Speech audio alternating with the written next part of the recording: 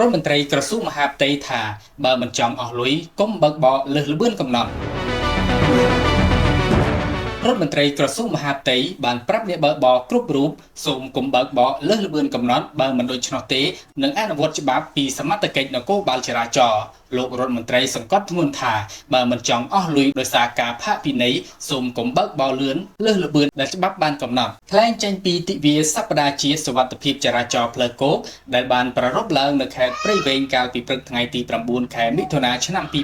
2025លោកឧបនាយករដ្ឋមន្ត្រីសសុខារដ្ឋមន្ត្រីក្រសួងមហាផ្ទៃនិងជាប្រធានគណៈកម្មាធិការជាតិសុវត្ថិភាពចរាចរណ៍ផ្លូវគោកនៅតែទទូចឲ្យប្រជាពលរដ្ឋដែលរអ៊ូរទាំចំពោះការអនុវត្តច្បាប់ពាក់ព័ន្ធនឹងការបើកបរលើសល្បឿនកំណត់ហើយមេត្តាគិតគូរឡើងវិញថាតើមូលហេតុអ្វីបានជាសមត្ថកិច្ចធ្វើដូច្នោះឧបនាយករដ្ឋមន្ត្រីសសុខាអះអាងថានគរបាលមិនមែនចង់បានថវិកាពីការផាកពិន័យនោះទេក៏ប៉ុន្តែដើម្បីសុវត្ថិភាពចរាចរណ៍របស់អ្នកដឹកនិងអ្នកដំណើរពលគឺអ្នកបើកបរមិនល្មើសល្បឿននគរបាលក៏គ្មានហេតុផលអនុវត្តច្បាប់ដោយការផាកពិន័យនោះដែរហើយសម័យខ្លួនក៏មានសុវត្ថិភាពក្នុងការធ្វើដំណើរលោករដ្ឋមន្ត្រីក្រសួងមហាផ្ទៃក៏បានណែនាំដល់រដ្ឋបាលថ្នាក់ក្រោមជាតិឲ្យពិនិត្យសិក្សាឡើងវិញលើភូមិសាស្ត្រជាក់ស្ដែងនៃមូលដ្ឋានរបស់ខ្លួនដែលមានការប្រឈមចំពោះការបើកបរលើសល្បឿនកំណត់និងរកឲ្យឃើញពីមូលហេតុនៃការកកើតមានគ្រោះថ្នាក់ចរាចរណ៍ដើម្បីដាក់ចេញនូវវិធីសាស្ត្រដោះស្រាយឲ្យបានសមស្របបំផុតបន្ថែមពីលើរថយន្តបើកលើសល្បឿនលោកសសុខាបានសង្កត់ធ្ងន់ដល់រថយន្តដឹកកម្មករលើសចំនួនកំណត់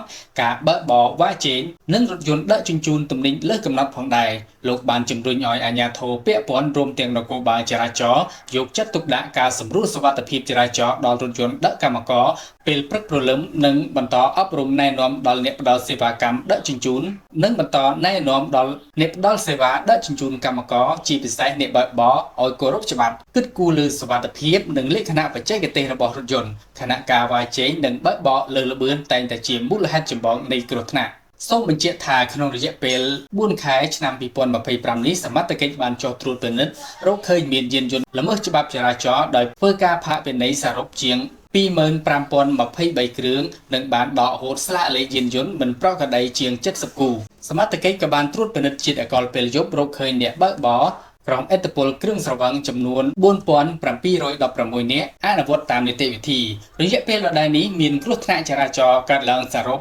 730លើកបើធៀបនឹងរយៈពេលដូចគ្នាឆ្នាំ2024គឺថយចុះ304លើកគិតពីខែមករាដល់ខែមេសាឆ្នាំ2025គ្រោះថ្នាក់ចរាចរណ៍បានឆក់យកជីវិតមនុស្សចំនួន479នាក់និងរបួស1011នាក់បើធៀបនឹងឆ្នាំ2024បានថយចុះ428នាក់